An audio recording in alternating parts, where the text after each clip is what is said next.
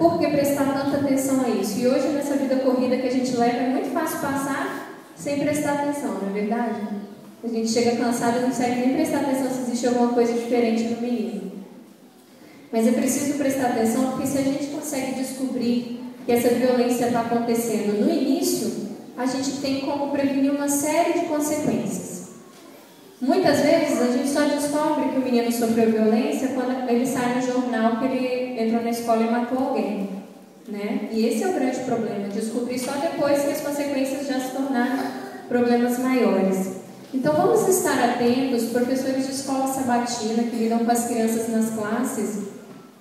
Em 2010 ou 2009, não lembro, eu fui chamada por uma mãe e ela pediu que eu fizesse algum trabalho, porque a classe dos juvenis ou adolescentes, acho que era juvenis na época, estava tendo esse tipo de problema. E entre as meninas, né, que como eu disse são muito mais cruéis, estava tendo esse tipo de problema. E imagine, dentro da igreja se tornar um lugar tão ruim para a criança, ela ser agredida dentro da casa de Deus. Isso estava acontecendo, isso pode acontecer nas classes e os professores precisam estar atentos. Então uma professora percebeu, conversou com a mãe e a mãe veio pedir ajuda. Então hoje eu peço que vocês estejam atentos a isso também. Os pais em casa também estejam atentos para que possa ser feito algo em favor dessas crianças, caso esteja acontecendo alguma violência. Convido vocês a abrir a Bíblia novamente no livro de Mateus, no capítulo 5,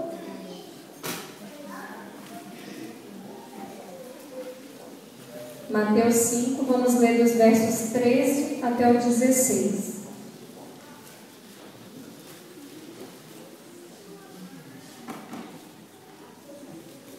Nós devemos, como cristãos, estudar a vida de Jesus e entender como ele tratava as pessoas. As crianças precisam estudar a vida de Jesus e aprender como ele tratava as pessoas para que elas aprendam como elas devem tratar os colegas, como elas devem tratar as outras crianças, como elas devem, inclusive, tratar os pais.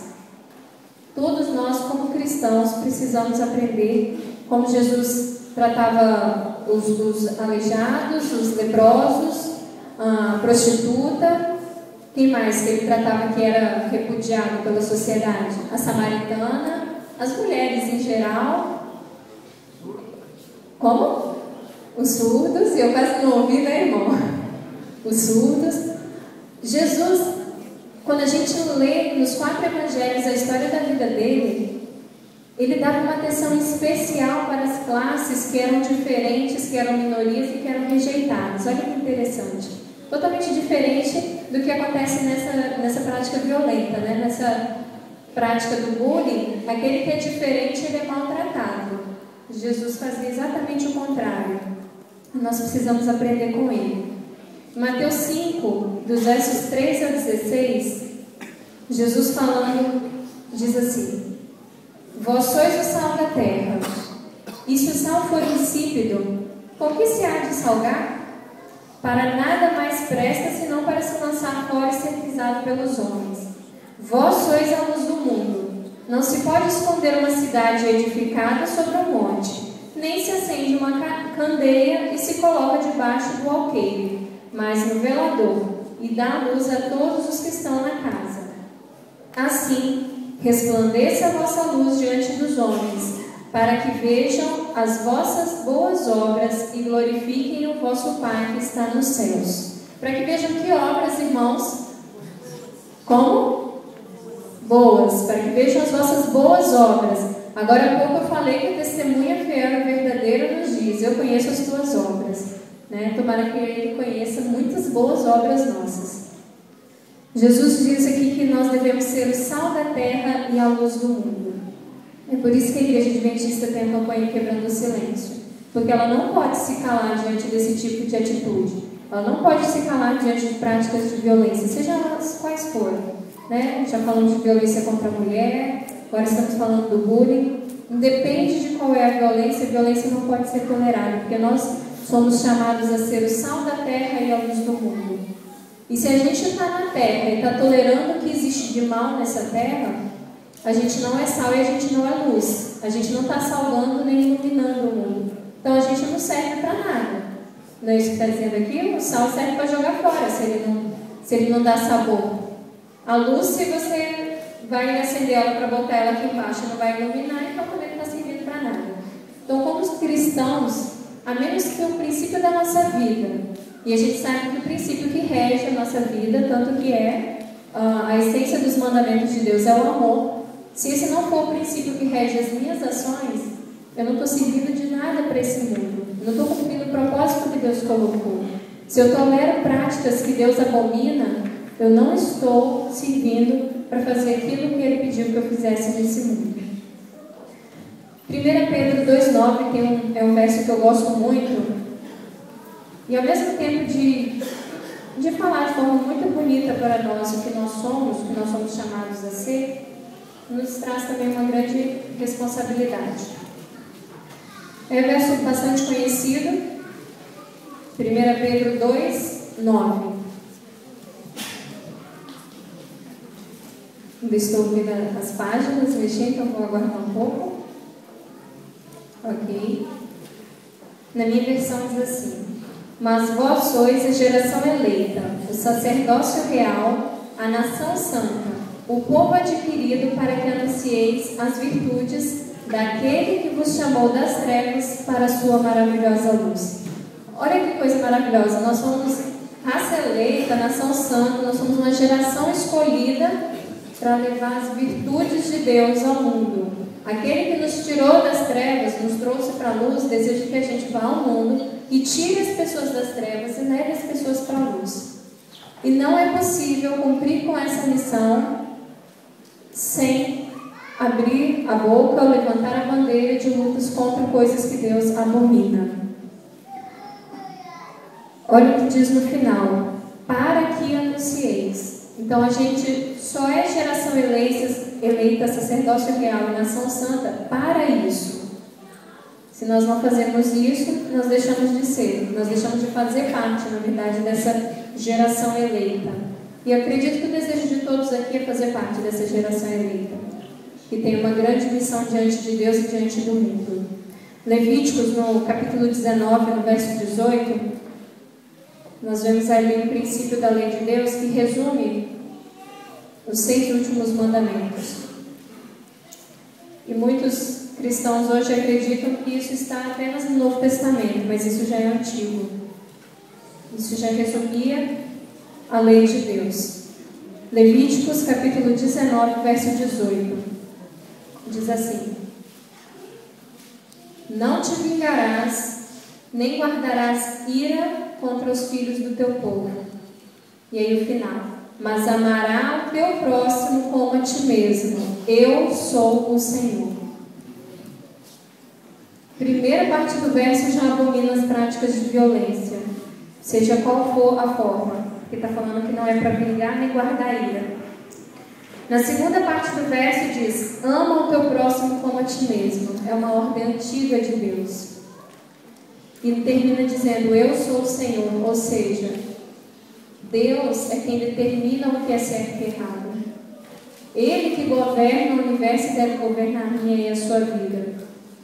E se Ele diz, eu sou o Senhor, o que Ele diz, eu devo respeitar e viver de acordo com o que Ele diz. E Ele me pede que eu ame as pessoas como a mim mesma. Amar ao próximo, o amor, a gente cantou no início sobre o amor, que o amor nos dá poder para a lei cumprir. Não foi isso que a gente cantou? E para a lei cumprir-nos, amor nos dá poder. É o amor, gente, que vai fazer com que nós nos comportemos da forma que Deus deseja.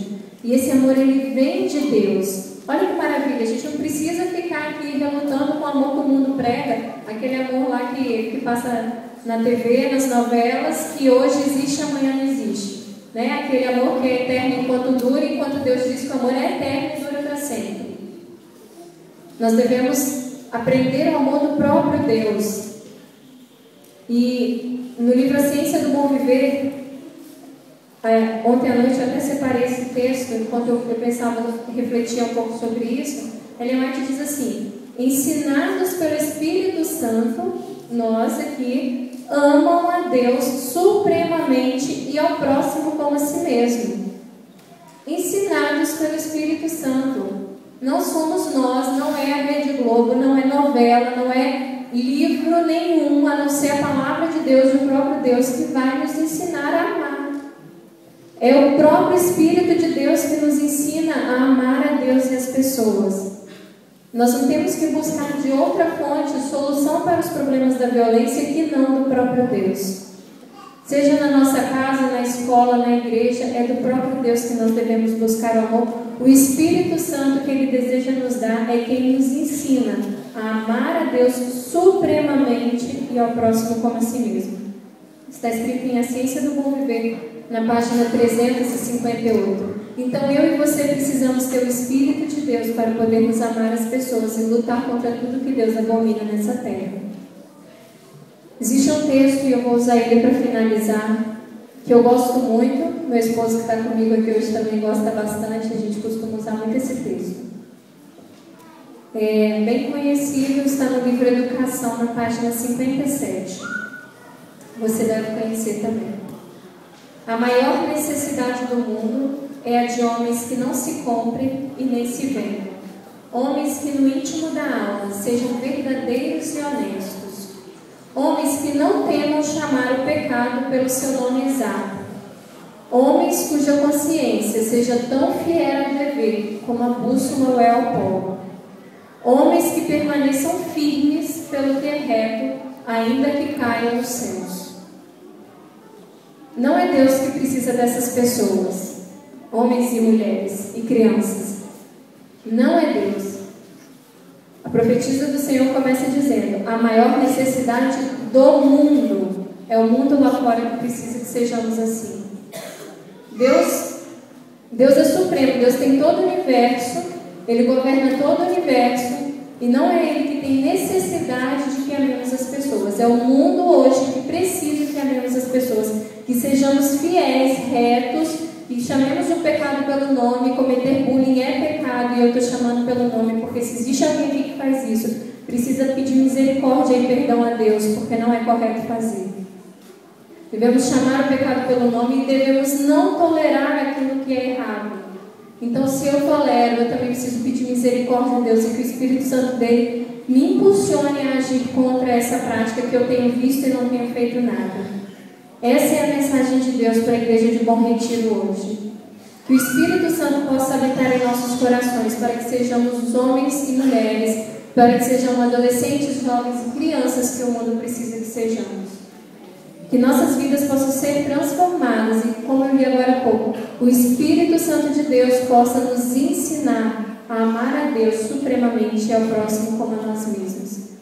Assim poderemos apressar a volta de Jesus e poderemos também fazer com que o restante de tempo que existe nesse mundo possa ser menos violento, menos triste para as pessoas que nos cercam. Que Deus possa agir em nossas vidas e na vida das pessoas através de nós. Amém.